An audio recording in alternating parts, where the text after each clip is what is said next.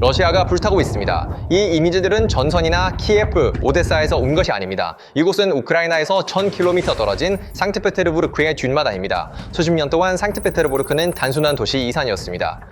블라디미르 푸틴의 개인적인 권력, 그의 면책 특권, 그리고 서방으로의 창구를 상징하는 가장 밝은 상징이었습니다. 이 도시는 전쟁의 혼란과 파괴로부터 격리된 안전한 피난처로 제시되었습니다. 그러나 이 전략적 환상은 이제 불길에 휩싸였습니다. 우크라이나에서 발사된 드론이 이 손댈 수 없는 도시의 중심부를 일주일에 2번 정밀하게 타격하여 2번의 치명적인 타격을 가했습니다. 3월 22일에서 23일 밤, 우크라이나는 흑해에서 발트해까지 이어지는 가장 크고 조직적인 공격을 감행하여 러시아의 석유 산업을 완전히 마비시키려 했습니다. 그날 밤 상트페테르부르크 하늘에 치솟는 불길은 전쟁이 더 이상 먼 전선에만 국한되지 않고 이제 푸틴의 바로 뒤뜰 정권의 경제적 생명선에서 불타고 있다는 부인할 수 없는 증거였다. 안전의 약속은 사라졌다. 이것은 전쟁이 이제 푸틴의 문 앞까지 왔다는 선언이었다. 이 모든 것은 우크라이나의 정보기관인 국방부 정보국과 보안국이 세심하게 계획하고 완벽한 타이밍으로 실행한 작전으로 시작되었습니다. 사건의 연쇄는 러시아의 레닌그라드 지역에 대한 전례 없는 드론 공격으로 시작되었습니다. 목표는 러시아 전쟁 경제의 중심부였습니다. 러시아 최대의 석유 수출 터미널인 프리모르스크 한디 공격을 받았습니다. 이곳은 평범한 항구가 아닙니다. 매일 150만 배럴의 석유가 펌핑되고 매년 1억 톤의 석유 제품이 처리되는 전략적 시설입니다. 우크라이나 국경에서 1000km 떨어져 있음에도 불구하고 드론은 이 방어망을 뚫고 대형 연료 탱크에 불을 질렀습니다. 지역 주지사는 50대 이상의 드론이 격추되었다고 발표했습니다. 그러나 방공 시스템은 민간 거주지, 심지어 주거 지역 한가운데서도 작동해야 했습니다. 러시아 당국은 평소처럼 작은 화재라고 상황을 축소하려 했습니다. 그러나 유출된 민간인 영상과 위성 이미지가 그들의 거짓말을 폭로했습니다. 불길이 시설의 중심부를 집어삼키며 하늘을 주황색으로 물들였습니다. 이러한 공격이 초래한 총체적인 혼란을 이해하려면 상트페테르부르크가 러시아의 어떤 의미인지 이해해야 합니다. 이 도시는 모스크바와도 다른 독특한 위치를 차지하고 있습니다. 상트페테르부르크는 아시아적 뿌리에서 벗어나 유럽 강국에 내고자 하는 러시아의 열망을 구현한 도시입니다. 건축물, 박물관, 오나와 함께 항상 러시아가 서구에 가장 가까운 얼굴이었습니다. 이것을 공격하는 것은 단순히 건물만이 아니라 러시아의 국가 정체성과 역사적 서사의 가장 민감한 부분을 겨냥하는 것입니다.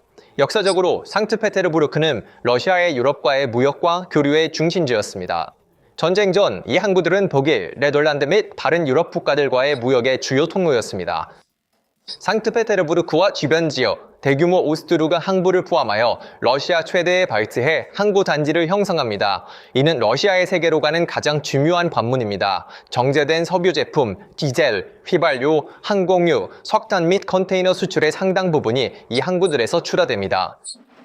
제재 이후 이 역할은 변화하여 이 항구들은 인도와 중국 같은 나라로 러시아 석유 제품의 회색 수출 허브가 되었습니다. 여기서 발생하는 외환 수익은 직접적으로 푸틴의 전쟁 기계를 자금 지원합니다. 키리시와 같은 정유소와 이 항구들을 공격하는 것은 러시아의 전쟁 자금의 주요 파이프라인을 차단하는 것을 의미합니다. 이것은 푸틴이 시작한 전쟁으로 인해 차르피터의 유럽으로의 창문 꿈이 폭력적으로 닫히는 것입니다. 상트페테르부르크를 유럽과 연결하기 위해 건설된 항구들이 이제 유럽의 기술로 개발된 무기에 의해 타격을 받고 있습니다. 이것은 역사상 가장 쓰라린 아이러니 중 하나입니다. 이 도시는 또한 러시아 발트 함대의 주요 본부인 크론슈타트가 있습니다. 이는 발트해에서 모든 러시아 해군 작전의 두뇌이며 칼리닝그라드를 지원하는 물류의 중추입니다. 이 지역을 위협하는 것은 러시아의 북부 전선을 군사적으로 마비시킬 위험이 있습니다. 무엇보다도 상트페테르부르크는 푸틴의 도시입니다. 그의 여정은 KGB에서의 경력을 시작으로 부시장 그리고 크렘린으로 이어졌습니다. 이 도시의 행정과 경제에서 가장 영향력 있는 인물들은 그의 가장 가까운 친구이자 동맹입니다. 자신의 고향, 자신의 요새를 보호할 수 없는 지도자가 어떻게 러시아 전체를 보호할 수 있는가라는 질문이 이러한 공격으로 가장 고통스럽게 제기되었습니다. 이 공격의 가장 무서운 측면은 러시아의 자랑스러운 방공 시스템이 완전히 실패했음을 증명한다는 것입니다. 전략적으로 중요한 도시인 상트페테르부르크는 푸틴의 고향이며 발트 함대가 있는 곳으로 보통 S-400 같은 최첨단 시스템으로 짜여진 방공망으로 보호되어야 합니다. 그러나 느리게 움직이는 드론이 일주일에 2번 이 방어망을 뚫었다는 사실은 이 수십억 달러의 시스템이 불충분하거나 우크라이나 전쟁으로 인해 도시가 방어되지 않은 상태로 남겨졌음을 보여줍니다. 우크라이나의 항구와 정유시설을 파격하는 것은 이 이야기를 끝낼 수 있는 움직임입니다. 이제 문제는 제재뿐만 아니라 물리적 안전도 포함됩니다. 이 군사위기의 민간인 피해는 즉각적이었습니다. 상트페테르부르크의 주요 공항인 풀코보에서 코버 계획이 발동되었습니다. 이는 모든 민간 항공편에 대해 하늘이 닫혔다는 것을 의미했습니다. 단 하루 아침에 48편의 항공편이 취소되었습니다. 수십 대의 비행기가 대체 공항으로 우회하며 공중을 맴돌았습니다. 소셜미디어에 유포되고 있는 이 이미지들을 자세히 살펴보세요. 러시아에서 두 번째로 권위 있는 도시의 주요 공항 터미널이 공식적으로 국경에 갇힌 난민 캠프로 변했습니다. 총 300톤의 항공편이 지연되면서 삶이 갑자기 멈췄습니다. 수천 명의 사람들이 터미널의 벤치에서 밤을 보냈습니다. 벤치를 찾지 못한 사람들은 차가운 터미널 바닥에서 자신의 여행 가방 위에 무력하게 잠을 청해야 했습니다. 사람들은 밖에 나갈 수 없고 비행할 수 없으며 어디로 가야 할지 모릅니다. 꽉 찬 홀 바닥에 누워있는 군중의 표정을 보세요. 이것은 단순한 지연 피로가 아니라 국가가 자국민을 보호할 수 없다는 현실에 직면한 무력감입니다. 하지만 위기는 차가운 바닥에서 잠을 자는 승객들만의 문제가 아니었습니다. 훨씬 더 파괴적인 경제적 차원이 있습니다. 하늘이 닫혔을 때 멈춘 것은 여객기만이 아니었습니다. 화물기도 멈췄습니다. 그게 무슨 의미인지 아세요? 지연된 화물기 한 대마다 이미 어려움을 겪고 있는 러시아의 공급망을 더욱 조이는 것입니다. 물류 경로의 갑작스러운 중단은 의약품, 식품, 필수물자의 공급 차단으로 직접 이어집니다. 매장 선반을 채우기 위해 고군분투하고 인플레이션과 씨름하는 민간 경제에 있어 주요 물류 동맥 중 하나가 몇 시간 동안 차단되는 것은 시스템의 심장에 큰 타격입니다. 쇼핑센터는 비어있고 작은 마을의 식당들조차 문을 닫고 있습니다. 하늘의 교착 상태는 지상에서 훨씬 더 심각한 디지털 마비로 인해 악화되었습니다. 상트페테르부르크와 모스크바 지역에서 모바일 인터넷이 갑자기 완전히 차단되었습니다. 크렘린은 이 정전이 우크라이나 드론이 셀타워를 내비게이션에 사용하는 것을 방지하기 위한 것이라고 주장했습니다. 그러나 이른바 보안 조치는 즉시 21세기 가장 통합된 사회 중 하나를 1990년대의 무력함으로 되돌렸습니다. 카메라에 포착된 영상은 평범한 러시아 시민들이 겪은 충격과 분노를 분명히 보여줍니다. 물론 우리가 잊어버린 것들을 기억해야 합니다. 예를 들어 지역 전화망처럼요. 즉, 많은 사람들이 여전히 집에 전화기를 가지고 있고 그래서 우리는 실제로 사무실 전화기로 돌아가야 한다는 생각을 하게 됩니다. Woman asks, вот это что в моих руках? Айфон с Инстаграмом, Телеграмом, Ватсапом, Гуглом, блядь, и вообще, в принципе, интернетом? Или это подкладка, блядь, под шатающийся стол? А долго будут операторы мобильной связи охуевать и брать с нас деньги за несуществующую услугу? Последние недели 3 у меня нет интернета? Никогда. 이것은 단순한 연결 문제만이 아닙니다. 한 도시의 인프라, 필수 서비스, 현대경제가 순식간에 붕괴되었습니다. 온라인 충전 단말기가 오프라인 상태가 되었습니다. 사람들은 소련 시대처럼 물리적인 매표소에서 줄을 서야 했습니다. 그러나 위기는 단순히 버스를 탈 수 없는 것보다 훨씬 더 치명적인 지점에 이르렀습니다. 모스크바와 상트페테르부르크 같은 대도시 주민들의 보고는 재난의 전모를 드러냅니다. 택시 서비스, 현대 도시 생활의 중추 완전히 멈췄습니다. 사람들은 추운 거리에서 발이 묶였습니다. 수십억 루블 가치의 음식 배달 네트워크가 칼로 자르듯 끊겼습니다. 그리고 가장 무서운 부분은 중요한 약물 배포 및 배송 시스템의 생명선이 끊어졌다는 것입니다. 그것이 무엇을 의미하는지 생각해보세요. 환자들의 생명선인 약물 배달원들이 주소를 찾을 수 없습니다. 약국은 시스템에 접근할 수 없고 긴급 주문은 처리될 수 없습니다. 자신의 수도에서 환자들이 생명을 구하는 약에 접근하지 못하게 하는 조치를 보안 조치라고 부를 수 있습니까? 이것은 방어가 아닙니다. 이것은 국가가 자국민에게 가한 심각한 타격입니다. 일반 사람들이 이 디지털 고립으로 인해 겪는 터무니없고 굴욕적인 무력함을 이해하려면 소셜미디어에 떠도는 이 비극적이면서도 희극적인 이미지를 잘 살펴보세요. 영상 속 젊은 여성은 모스크바 중심부에 있는 공중 화장실조차 카드로 결제할 수 없어 사용하지 못하고 있습니다. 러시아의 중심부, 도심에서는 연결이 없습니다. POS 단말기가 작동하지 않습니다. 소셜미디어의 댓글, 소련을 원했나요? 그럼 당신의 소원이 이루어지고 있습니다. 가 확산되고 있습니다.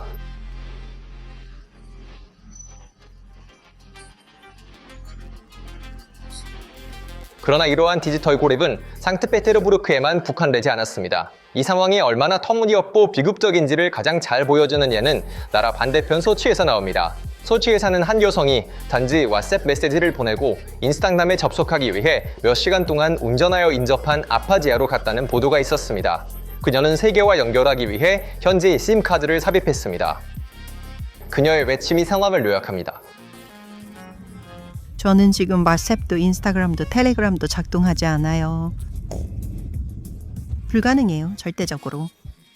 이 상황은 정치에 관심이 없고 전쟁을 무시하려 했던 침묵하는 다수의 각성을 나타냅니다. 전쟁은 더 이상 전선에서 멀리 일어나는 일이 아닙니다. 그것은 그들의 휴대폰, 은행 계좌, 일상생활에 직접적으로 영향을 미치고 있습니다. 그들은 더 이상 과거의 삶을 애도하는 것만이 아닙니다. 그들은 이 디지털 감옥에서 탈출하고 이민을 가는 것에 대해 이야기하고 있습니다.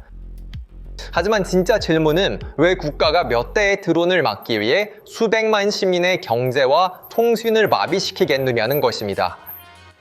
답은 크렘린의 공식 성명 뒤에 숨겨져 있습니다. 비평가들과 사이버 보안 전문가들에 따르면 러시아는 실제로 화이트리스트 시스템을 테스트하고 있었고 여기서 중요한 세부 사항이 드러났습니다. 정전 동안 모든 사람의 전화기가 벽돌이 되었을 때 화이트리스트에 사전 승인된 크렘린 승인기기들은 아무 문제 없이 인터넷에 접속할 수 있었습니다. 두카 두마 의원 스빈초프의 카메라 앞에서의 뻔뻔함도 이 계획을 확인해줍니다. 스빈초프는 뻔뻔하게 모바일 인터넷 부족이 큰 문제가 아니라고 주장하며 대중에게 안전을 위해 유선 전화로 돌아갈 수 있다고 조언했습니다. 그렇다면 왜 푸틴은 이런 급진적인 테스트가 필요한 걸까요? 그는 우크라이나의 공격보다 자신의 동맹들로부터의 조직적인 반란을 더 두려워하기 때문이다. 통신을 차단하는 것이 사회적 또는 군사적 동원이 조직되는 것을 막는 유일한 방법이다. 만약 이 쿠데타 편집증이 단지 추상적인 인터넷 이론이라고 생각한다면 모스크바 거리들을 보세요. 수도의 중심부, 크렘린 성벽 주변에는 비상한 활동이 있습니다. 서방 언론에 유출되고 소셜미디어에 공유된 영상에 따르면 기관총을 장착한 픽업 트럭과 중무장한 군인들이 크렘린 근처를 순찰하고 있습니다. 사실 상황은 레닌 묘소의 플랫폼에 저격수들이 배치될 정도로 악화되었습니다. 그러나 중기관총과 저격수들로 보호받고 있는 것은 건물이 아니라 정권 자체입니다. 그리고 크렘린은 이 공포 분위기로 거리뿐만 아니라 디지털 세계와 자국의 미디어까지 엄격히 통제하려 하고 있습니다. 왜냐하면 편집증이 푸틴의 가장 충성스러운 지지자들에게까지 영향을 미치기 시작했기 때문입니다. 전쟁을 가장 열렬히 취재했던 정권의 선정아인 Z 애국자들조차 이제 반발하고 있습니다. 텔레그램 금지, 인터넷 중단, 정제 파탄에 직면한 이 블로거들은 정부를 공개적으로 비판하는 분노의 영상을 촬영하기 시작했습니다. 심지어 크렘린의 수석 공식 블로거이자 인터넷 검열의 얼굴인 예카테리나 미졸리나조차 인터넷 없이 지내는 어려움에 대해 불평하고 있습니다. 게다가 대중에게 강요되고 있는 국내 메시징 앱 맥스가 푸틴의 조카가 직접 소유하고 있다는 사실이 드러나면서 이러한 단절의 이면에 있는 이윤 추구의 현실이 드러납니다. 시스템을 비판하는 Z 애국자들의 운명은 정고의 이야기입니다. 푸틴 비판가 일리아 레메슬로와 같은 인물들은 푸틴의 사임을 요구한 직후 상트페테르부르크의 정신병원에 구금되었습니다. 이는 소련의 KGB 전술과 같습니다. 이 모든 것은 푸틴의 편집증과 쿠데타에 대한 두려움에서 비롯됩니다. 크렘린의 어두운 복도에서 일어나는 일은 인터넷 차단과 체포의 물결에 국한되지 않습니다. 훨씬 더 불안한 그림이 있습니다. 우리는 종종 창문에서 떨어지거나 정기적으로 자살하는 관리들에 대한 보고를 접합니다. 2022년 이후 수십 명의 과도 정치가, 사업가, 장군, 고위 관리들이 의심스러운 상황에서 사망했습니다. 이 현상은 서방 언론에 의해 갑작스러운 러시아 사망 증후군으로 불리며 매번 사고나 자살로 일축되었습니다. 루코일 회장 라벨 마가노프는 2022년 병원 창문에서 떨어졌습니다. 2025년 2월 카렐리아 연방 반독점 서비스의 수장 아르투르 프리아힌이 유사한 상황에서 사망했습니다. 같은 해 7월 안드레이 바달로프 트랜스네프트 부회장이 루블료프카에 있는 자택 창문에서 떨어졌습니다. 그리고 가장 최근 사건으로 러시아 방공사령관 AP 러노프 장군이 창문 밖으로 뛰어내렸고 돌아오지 않았습니다. 이러한 사건들을 개별적으로 평가하면 각각은 그럴듯한 설명이 있을 수 있습니다. 그러나 전체적으로 보면 드러나는 그림은 불안합니다. 크렘린 고위층의 비자연적 사망률은 통계적 기준을 훨씬 초과합니다. 이러한 사건들이 푸틴의 직접적인 명령에 의해 발생했는지, 보안 서비스의 독립적인 행동에 의한 것인지, 아니면 정말로 사고였는지는 확실히 알 수 없습니다. 하지만 우리는 이렇게 말할 수 있습니다. 이런 환경에서 크렘린의 고위직을 맡는 것은 점점 더 위험한 직업이 되고 있습니다. 그리고 쇼이구의 측근들이 체계적으로 숙청되면서 이 위험의 규모가 더욱 명확해지고 있습니다. 그래서 이 혼란이 밖에서 벌어지고 있는 동안 푸틴은 무엇을 하고 있을까요? 내부 소식통에 따르면 푸틴은 올해 그의 오랜 즐겨 찾던 발다이 거주지에 가지 않았습니다. 대신 그는 흑해 연안의 갤렌지크에 있는 10억 달러짜리 저택에서 더 많은 시간을 보내고 있습니다. 서방 언론은 이 건물을 거대한 안반에 조각된 지하 벙커와 강력한 보안 조치를 갖춘 진정한 제임스 본드 악당의 은신처로 묘사했습니다. 그는 이제 장군들과의 대면 회의를 피하고 있습니다. 푸틴이 전선 지휘소에서 장군들과 회의하는 모습을 보여주는 11월에 공개된 영상도 의심받고 있습니다. 내부 소식통에 따르면 그 회의는 실제로 모스크바의 러시아 국가 센터 단지에서 촬영된 것입니다. 이 단지 주변에는 수천 명의 경비원, 드론 방지 순찰대, 훈련된 개들이 있습니다. 내부 위협 때문에 보안 프로토콜이 매우 강화되어 권력 계층 내의 균열 정도를 더 이상 숨길 수 없습니다. 그렇다면 푸틴의 엄청난 편집증은 오직 내부의 적들에 의해 촉발된 것일까요? 아니요. 바다 건너에서 새로운 물결이 오고 있습니다. 도널드 트럼프. 트럼프는 정권 교체를 목표로 세계 무대에서 꽤 공격적인 움직임을 보이고 있습니다. 그는 진짜 지도자를 제거하고 내가 함께 일할 수 있는 사람을 데려오겠다는 철학 아래 운영합니다. 베네수엘라의 마두로 전복과 이란의 하메네이 암살이 이 철학의 예로 들 수 있습니다. 푸틴은 멀리서 이 사건들을 지켜보고 있으며 일부 분석가들에 따르면 그 자신이 트럼프의 다음 목표가 될 수 있다고 결론 내리고 있을지도 모릅니다. 이 편집증을 부추기는 것은 트럼프의 행동이 만들어내는 신호들입니다. 만약 미국 대통령이 한 나라의 지도자를 제거하고 협력 가능한 인물로 교체하는 전략을 추구하고 있다면 러시아의 반대파 엘리트들은 트럼프와 협력하여 푸틴을 전복하는 것이 가능하다고 결론 지을 수 있습니다. 뉴욕타임스의 평가에 따르면 미국은 러시아의 글로벌 영향력을 제한하고 모스크바의 외교 전략을 방해하고 있습니다. 푸틴에게 이것은 외부 위협뿐만 아니라 외부 위협도 부추기는 환경입니다. 이 시점에서는 주의가 필요합니다. 트럼프가 러시아에서 쿠데타를 계획하고 있다는 구체적인 증거는 없지만 푸틴이 그러한 시나리오를 믿고 있다는 증거는 증가하고 있습니다. 쿠데타에 대한 모든 두려움, 거대한 지하 벙커, 암살, 창문에서 떨어지는 장군들, 그리고 전 세계적인 편집증, 만약 그것이 크렘린의 차가운 목대만 머물렀다면 좋았을 텐데요. 하지만 그렇지 않습니다. 푸틴의 생존 전략은 평범한 러시아 국민들, 거리, 그리고 민간 경제를 무자비하게 짓밟는 것입니다. 이 모스크바의 어둠은 단순한 인터넷이나 인프라 문제만이 아닙니다. 이는 정권이 레버 보안에 대한 신뢰를 잃고 있으며 권력의 정점에서 신뢰의 범위가 좁아지고 있다는 순간을 포착한 것입니다. 그리고 아이러니는 여기에 있습니다. 푸틴의 편집증은 결국 그가 두려워하는 붕괴를 그의 손으로 가속화할 수 있습니다. 그가 동맹을 숙청할수록 그는 자신을 고립시킵니다. 그가 경제를 봉쇄할수록 대중의 분노를 부추깁니다. 그가 벙커에 숨을수록 그는 약해 보입니다. 역사는 항상 같은 교훈을 가르칩니다. 독재자의 가장 큰 적은 외부 세력이 아닙니다. 그것은 자신의 그림자에 대한 두려움입니다. 편집증은 지도자가 보호하려는 것을 정확히 파괴한다. 그래서 이 독특한 권력 게임과 다가오는 폭풍에 대해 어떻게 생각하시나요? 크렘린의 편집증이 스스로의 몰락을 초래할까요? 댓글로 여러분의 분석과 생각을 공유해주세요. 사실과 데이터에 기반한 PBR 글로벌의 독점적인 지정학적 분석을 즉시 받아보시려면 채널을 구독하시고 알림을 켜는 것을 잊지 마세요. 시청해주셔서 감사합니다.